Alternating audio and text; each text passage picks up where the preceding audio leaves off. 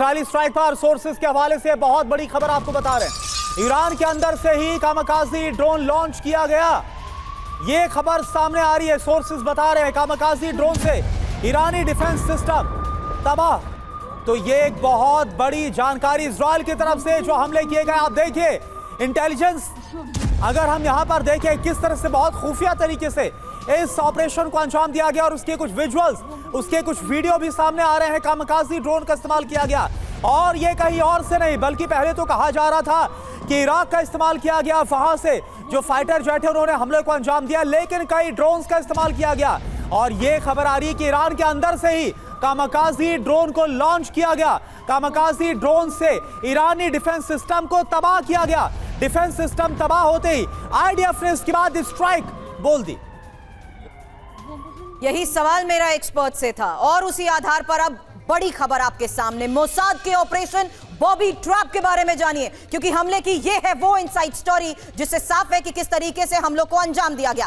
पहला इनपुट आपके सामने, कमांडो यूनिट, ईरानी मिसाइल साइट के पास वेपन सिस्टम की तैनाती। मोसाद ने प्रिसिजन गाइडेड वेपन सिस्टम को तैनात किया और सरफेस टू एयर मिसाइलों को रोकने के लिए ही सिस्टम की तैनाती। इजरायली एयरक्राफ्ट पर हमले रोकने के लिए यह तैनाती की गई है। दूसरी बड़ी बात, टेक्नोलॉजी बेस्ड व्हीकल, जहां बेहद एडवांस टेक्नोलॉजी वाली आर्मर्ड व्हीकल्स की यह तैनाती और आर्मर्ड व्हीकल से ही ईरान पर सरप्राइज अटैक। हालांकि शुरुआत में ईरानी डिफेंस सिस्टम को तबाह कर दिया गया। अब Bobby trap drone base, Iran के अंदर ही ड्रोन बेस बना दिया गया। संजय भारद्वाज सर, यही सवाल आपसे, क्योंकि ड्रोन बेस से मिसाइल लॉन्चर तबाह कर दिए गए।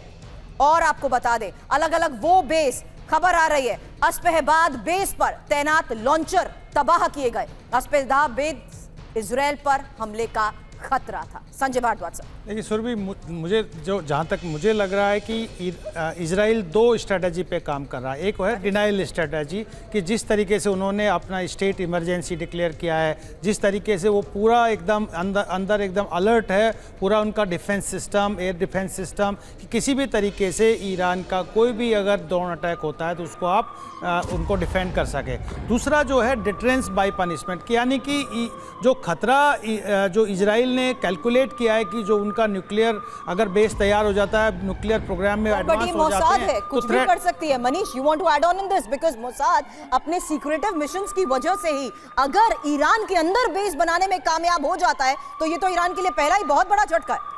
बिल्कुल, देखिए आपके सवाल का जवाब देते हो और संजय जी की बात को आगे बढ़ाते हुए मैं कहूंगा कि ये दरअसल आप सोचिए कितना शानदार ये स्ट्रेटेजी थी कि एक तरफ आईडीएफ को अटैक करना था, लेकिन उससे पहले मोसाद के कमांडो ईरान के भीतर मौजूद थे। ईरान के भीतर जाकर उन्होंने वहां पर ड्रोन बेस बनाया।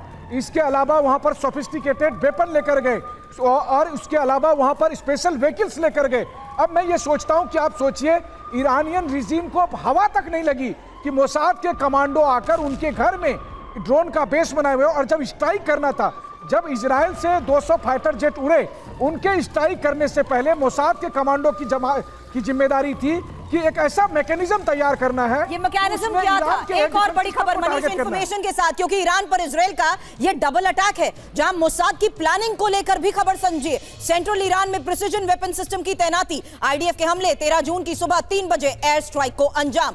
ईरान पर इजराइल के इसी डबल अटैक को लेकर मोसाद की प्लानिंग को उस लिहाज से समझिए जहां surface to air missile system के पास तैनाती की गई और आईडीएफ ने हमलों को अंजाम दिया। 300 एयर स्ट्राइक से ईरान को दहला दिया। इंपॉर्टेंट है कि किस तरीके से अब मोसाद की प्लानिंग के तहत ही इजरायली हमले से पहले सिस्टम को एक्टिवेट किया गया। वहीं आईडीएफ ने ईरान के 6 टॉप जनरल्स को ही मार गिराया और आईडीएफ के इन्हीं हमलों की तस्वीरों के साथ साथ यह भी साफ हो गया कि कैसे 6 न्यूक्लियर साइट्स पर इजरायल ने अटैक किया। वहीं मोसाद की वो प्लानिंग जहां एयर स्ट्राइक के साथ साथ वेपन सिस्टम से भी हुए हमले। अब यही वो हमले के बाद की तस्वीरें लगातार हम आपको दिखा रहे हैं, जहां मोसाद की प्लानिंग के तहत समझे कैसे कोवर्ट ऑपरेशन के तहत ईरान के अंदर शामिल हुए, वो कामयाब रहे और हमलों को अंजाम दिया। वहीं आईडीएफ ने 9 न्यूक्लियर साइट्स को भी मार गिराने का हमलों में बड़ा दावा किया है और 200 फाइटर जेट्स की मदद से इन हमलों को अंजाम दिया गया। वहीं हमले से पहले ही ईरान के डिफेंस सिस्टम को भी मोसाद की इसी प्लानिंग के तहत तबाह कर दिया गया। यह है ईरान पर इजरायल के उन अटैक्स के बाद की वो बड़ी इंफॉर्मेशन